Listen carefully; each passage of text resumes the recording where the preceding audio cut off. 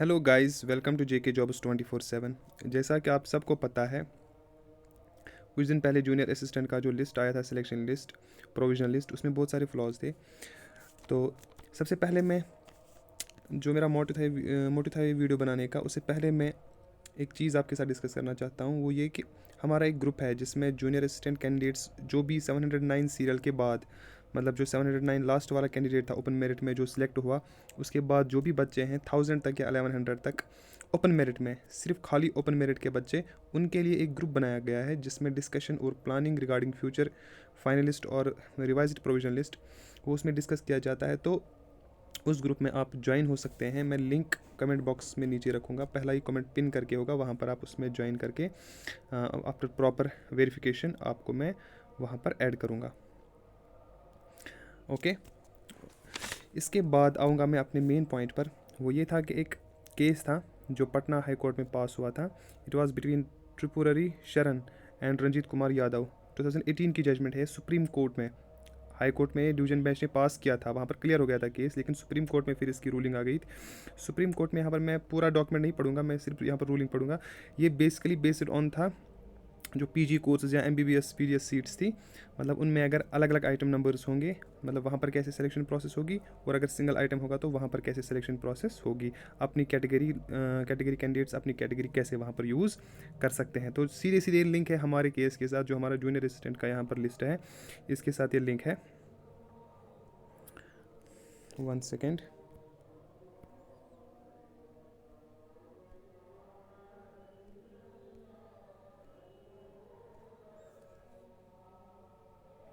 Okay, तो यहाँ पर मैं सीधे आता हूँ मेन पॉइंट पर। जो हमारा मेन पॉइंट था वो यह है कि 1 सेकेंड, हाँ, पॉइंट नंबर 4 यहाँ पर आप देख सकते हैं। In the case of filling up of posts based on common competitive selection process in different services, situation will be entirely different.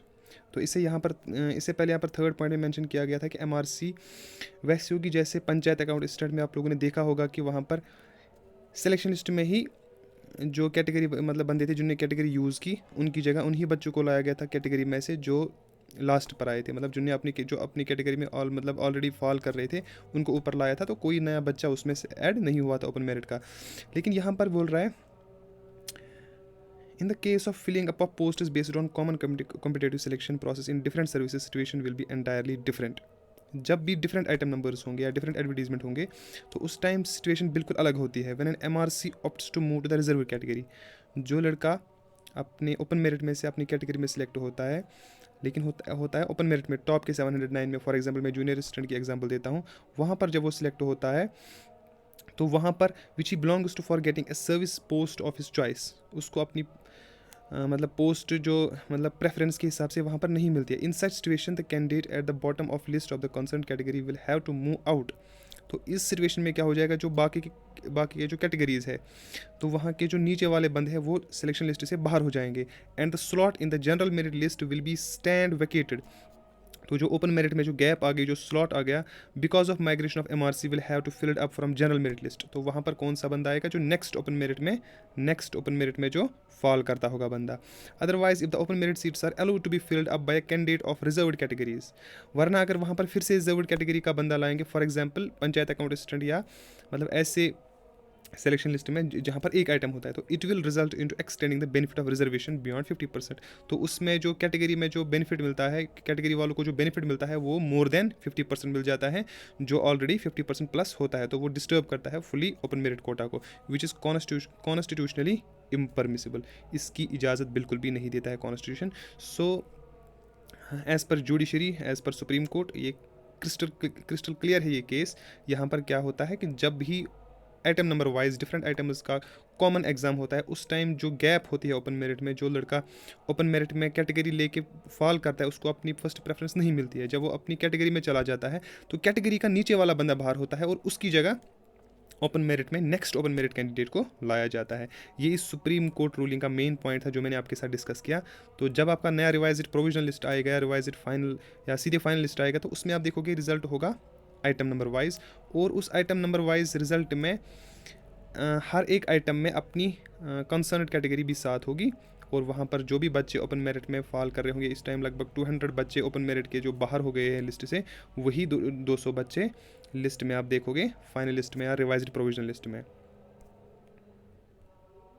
Okay, उसके बाद मेरा जो नेक्स्ट पॉइंट था वो ये था कि फेक कुछ न्यूज़ फैलाई जा रही है डिफरेंट ग्रुप्स में कि शायद मैं कोई लिटिगेशन चाहता हूँ या कोर्ट केस करना चाहता हूँ। ये बिल्कुल फेक बात है, मैं कोर्ट के हक़ में बिल्कुल भी नहीं हूँ।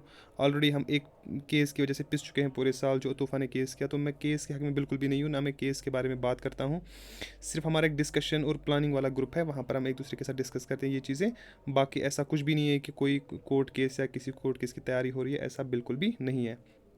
और तीसरी बात जो ये थी कि JKSSB इस टाइम सोच रही है कि मतलब हम रिवाइज्ड प्रोविजनल लिस्ट निकालेंगे या हम सिलेक्शन लिस्ट फाइनल ही निकालेंगे। तो फाइनल सिलेक्शन लिस्ट का आपको पता है उसमें जजमेंट आगे बैठी है उतूफ़ा के केस की। जब तक उतूफ़ा का केस क्लियर नहीं हो जाएगा तब तक कोई भी फाइनल लिस्ट आप नहीं देखोगे, ठीक है। तो इसलिए ज़्यादा बेहतर रहता है कि अगर रिवाइज्ड प्रोविजनल लिस्ट आएगी तो इसके लिए आपको क्या करना है, आपको मेल करना पड़ेगा।